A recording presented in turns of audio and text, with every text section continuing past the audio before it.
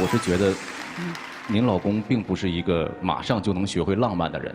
那其实怎么样能给自己最大的安慰和满足感呢？其实就是降低对对方的期望。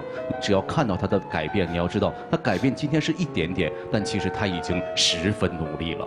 降低对对方的期待，互相降低，我们就会有越来越多幸福感在里面。祝二位能够继续幸福下去。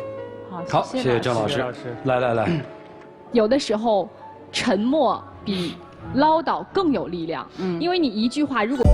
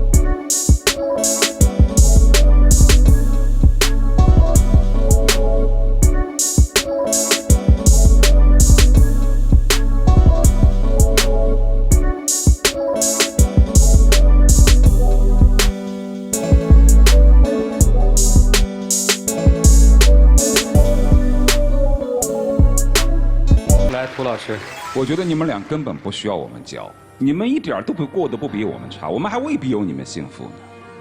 怎么就不浪漫了？8天在酒店，从初1过到初8，一下飞机他就跟你 hello， 多浪漫！你要想想，有多少女人就在跟自己的丈夫同床共枕，却猜着他可能跟别的女人有一腿。你有这样的担忧吗？你虽然那8天你很难受，你满肚子的气，你就想着我下了飞机我怎么报复他，但一下飞机他露出一张笑脸，你马上就笑了，这不是浪漫是什么？我告诉你，一个浪漫的男人遇上一个现实的女人，那是悲剧；一个浪漫的男人遇上一个浪漫的女人，那是小说；但一个现实的男人遇上一个浪漫的女人，这就是生活。你们就是这样，男人太浪漫不太会有担当的，女人要是太功利，那生活往往也是不快乐的。女人是一个家庭的氛围，她如果是浪漫的话，这个家庭是温暖的；她如果是现实的话，这个家庭是倍有压力的。但如果一个男人，他是家庭的支撑，他太浪漫了，他就不会有担当；但是他过于现实一点，他往往是有支撑的。所以，一个现实的男人遇上你这样一个浪漫的女人，这就是生活。浪漫是什么？浪漫的背后就是最不浪漫的消磨。你们30岁才遇见彼此，兜兜转转遇见彼此，现在过得这么幸福快乐，这不是浪漫是什么？浪漫就是一辈子只爱一个人，过一辈子。在现在这样一个爱情速食的年代，你们彼此互相这么信任，只不过是有一些幸福的吵吵闹闹的小烦恼，你还要这么浪漫？我告诉你，就他这个木头脑袋，他不会改变的。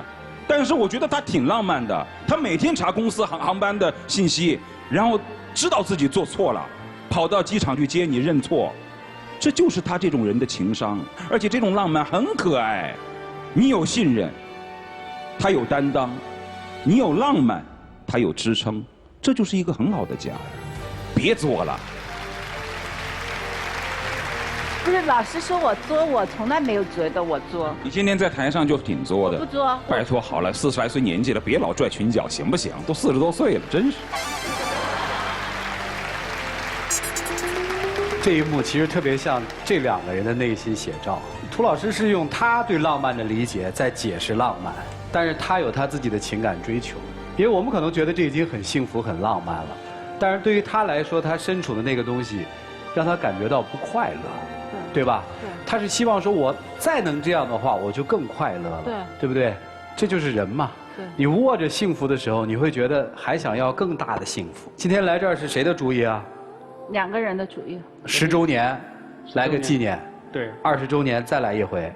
不想来了。为啥不来了呀？我第一次听是有人说我很作，我回去要好好研究一下，要深入反思一下。还好，所以我就不想再来了。你还可以，你老公挺宠你的。就一个建议，以后别消失5天了，消失5天有时候真的让人伤心。别动不动就走吧，走习惯了，有的时候可能真的关上门就不再回来了。这大概是这个婚姻里面我看到的最大的隐忧。